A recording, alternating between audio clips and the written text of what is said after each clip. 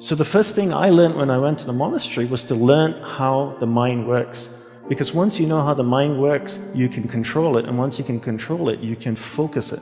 You can't focus or concentrate something you don't understand.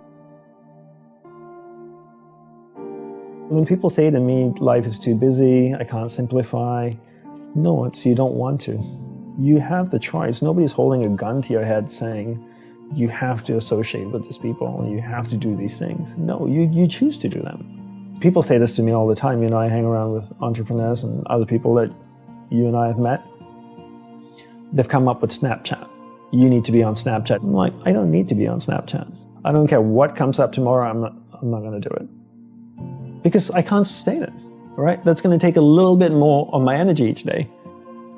And I only have this much energy and I need to divide it between all the people and things that I love.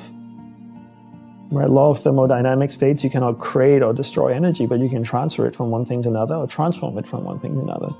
So I can't create more energy, I only have this much. Because come 11 o'clock tonight, I'll be exhausted and ready to sleep. So I got this much, 100%. I need to know where I'm dividing. I always tell entrepreneurs to look at energy the same way they look at money. It's a finite resource that needs to be wisely managed, wisely reallocated, and wisely invested. The average person sleeps, what, 7 to 8 hours, to say, roughly. So we're awake for about 16 hours of the day. Let's just say on average we're practicing it 13 hours a day, 7 days a week distraction. And then you wonder why you're so good at it. That's the law of practice. The law of practice is that we become good at whatever it is we practice. Whether it's positive or negative, it doesn't matter. If you practice something over and over and over again, you become really good at it. And that's why people are so good at distraction, because it's what they practice. And then people say things like, technology are great distractors, right? Smartphones. Oh, I have this thing so distracting, my smartphone. The internet. Are they distractors? I'd like to say no first, and then yes. But mostly no. Technology in itself is not a bad thing. It's actually a beautiful thing, as long as we're in charge of it. But if every time your iPhone beeps or makes a sound and you turn to it and you go, yes, master, how can I serve you today? Then you live in that world of distraction. It's training you to be distracted.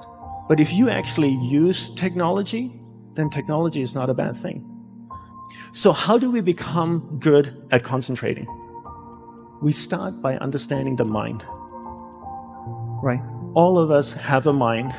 It's the most powerful tool in the world. It built a smartphone. It's put machines that drive itself on Mars. So the first thing I learned when I went to the monastery was to learn how the mind works. Because once you know how the mind works, you can control it. And once you can control it, you can focus it. You can't focus or concentrate something you don't understand. So how does the mind work? From the monk's perspective, from the monk's experience of the mind, there are two things that you need to understand. One is there's awareness, and one is the mind. So I'll take a few moments to explain this to you and share what they are. So imagine awareness as a glowing ball of light, like an orb that can float around. Okay, so that's awareness. Now imagine your mind as a vast space, a vast area with many different sections within it.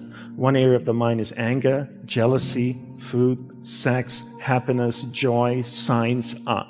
And this glowing ball of light called awareness can travel within the mind, and it can go to any area of the mind it wants to go to. And when it goes to a particular area of the mind, it lights up that area. When it lights up that area of the mind, you become conscious of it.